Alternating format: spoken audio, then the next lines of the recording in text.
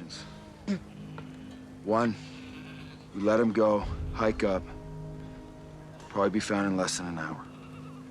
Two, we tie him up, hike out, roll the dice. They'll probably be eaten by wolves or freeze to death.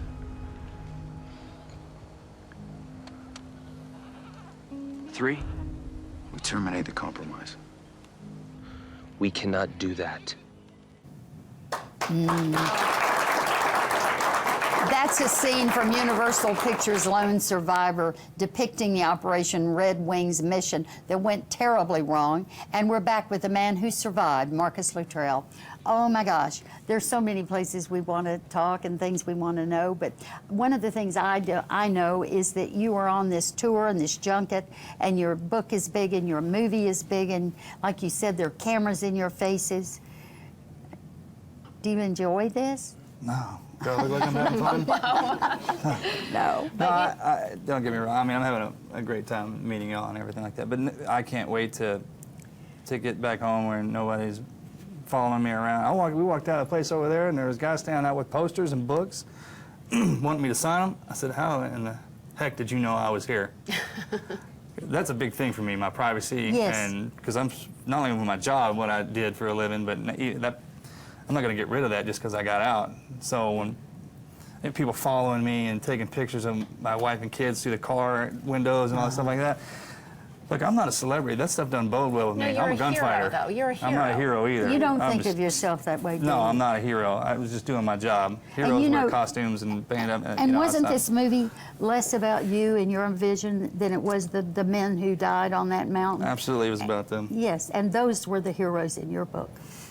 Absolutely. You know, there was a narration at the end of the film where you said you left half yourself on that mountain. You're gone now, you're back home, but half yourself is on that mountain. Is it still, and will it always be there? I mean, I left 40 more will die next week. my closest teammates, my brothers, my family. I've bled with these guys, cried, broken every bone in my body pretty much with them. And to hold them in my arms while they die, and I couldn't do anything about it. It was upsetting. And people die. That's just the way it is. We die in the SEAL community. That's part of the job description. So they died a good death. That's the only thing that I hold on to. I mean, they didn't come back here and they didn't die of old age and with cancer. With tubes in their nose. Right, something stupid, ridiculous like that. They died a warrior's death. How we all wish we could go, standing up on the... What can we do for you men and women who still fight and still preserve our freedom? What can we at home do for you? I would say just treat us like you would treat everybody else. We're not any different. I mean, people just, you hear military and that goes one of two ways. It's either going to be good or bad kind of deal. But those men and women gave their word that they would do something. You know, military, we don't start wars. Y'all got to know that, right? Mm-hmm. We just finish them. Mm-hmm. So. But Marcus, there's a bravery and a courage that goes along with serving in the military that I think everyone just respects and kind of stands in awe of. I'm curious about this film. Peter Berg directed it. He did such a phenomenal job. When you saw it for the first time, the finished movie, what did you think? I thought he did a really good job of capturing what exactly went down on the mountain. I thought he captured, along with the actors, every unique aspects of each individual player that was out there, and just watching that unfold was pretty spectacular. You had a cameo too, didn't you? That was by accident. We were just sitting there at the table, and they just rolled the cameras over on us. Were you involved in that whole shoot? In other words, were you there all the time? I was. He made me leave during the gun battle, and he made me leave during when the villagers, when the Taliban captured me, because I don't ever talk about that. No. For your own protection, he did that? Yeah, I don't know why. I guess he thought I was going to fly off the handle or something like that, which I wouldn't. Yeah. I mean, I went through it in real life. I'm seeing it on film. When I was watching, I was like, oh yeah, I remember that. It hurt a lot worse than what that guy's letting off. I remember being knocked out right there, and just when you're knocked out, you just don't automatically come to and everything's okay. It's a groggy kind of, your head comes up and then you got to pick your mind up with it kind of deal, especially after you've been knocked out 6 or 7 times in one day. So. And making the choice to jump down the ledge of all the rocks, you all made that choice together, because it's either you stay there and you're shot to death, or you jump over the edge and you see what comes next. Right. Yeah, jumping into the unknown, that'll definitely get you going. Is real life now like living in the unknown, real life to you, out of the military, back home? It was tough in the beginning because that was my life. I know. I lived it and I loved it, and I got out, I retired medically, so I wasn't ready to leave. And so you have my mind, which is just as sharp as a tack, and my body can't keep up with it, so I'm a liability to my teammates, which is ultimately what cost me my career.